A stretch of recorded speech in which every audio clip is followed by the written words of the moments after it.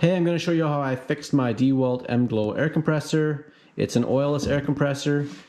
If you have a similar air compressor, even if it's not the exact same one, maybe this video will help. So what the issue was is it would get up to pressure about 60 psi, I think it was, and then it would stop pumping air. I think sometimes the fan would keep running. I'd smell this hot smell. I wasn't sure what was going on. It's turned out to be an easy fix for me. What happened was the belt was wearing out. So for this particular air compressor, you're gonna have to take this cover off. There's a screw here that you have to undo, and then two in the back. So I already have that open. So you're just gonna pry that off. Make sure your air compressor's off while you do this, and also I would recommend that you just drain the air out for what you're gonna be doing later. So that just slides off then like so.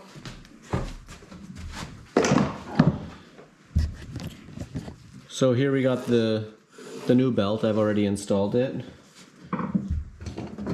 This is the old one.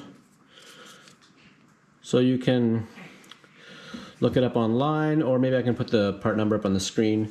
So yeah, this was the old belt. It was wearing out, so that's why I was smelling the burning smell. Belt was shot. So to replace this belt, you just gotta tear apart a few things. And also, while you have it apart, I would recommend that you would check in here. I don't remember the name of this, but you're gonna want to check this. You're gonna unscrew this and unscrew this. And this is where you definitely wanna make sure that you've drained the air out of your tank so that you don't get blasted with air when you open that up. So you can remove that and take out these 4 bolts. 1, 2, sorry, I'm trying to do this one hand. Take that off. And I don't remember the name of this at the moment, but I'll put it up on the screen. Check this thing. There is these little tabs here, and there's holes behind them. So this can wear out, and it will be releasing air through it when it shouldn't be. I don't know exactly how it works, but check this out to make sure they're not worn. I think in my case this part's okay, so I'm going to install this back. So to change the belt, you're at this point. You can change the belt with this air tube on or off, it doesn't matter. All you have to do is remove this bolt.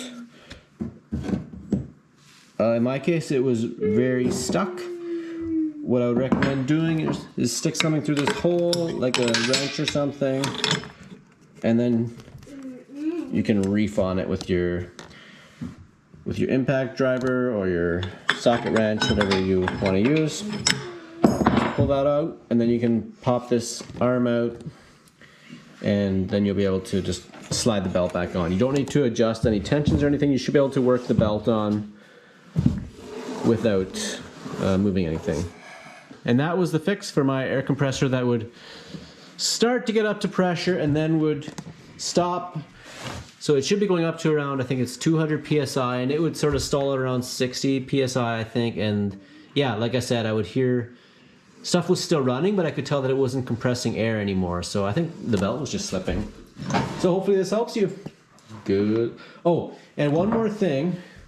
Once you have everything back together and you're ready to start your air compressor, don't forget to close the valve on the bottom, the air valve on the bottom, so that you don't just have air blasting out the tank, because it will not fill up if the air's run out the bottom. Ta-ta.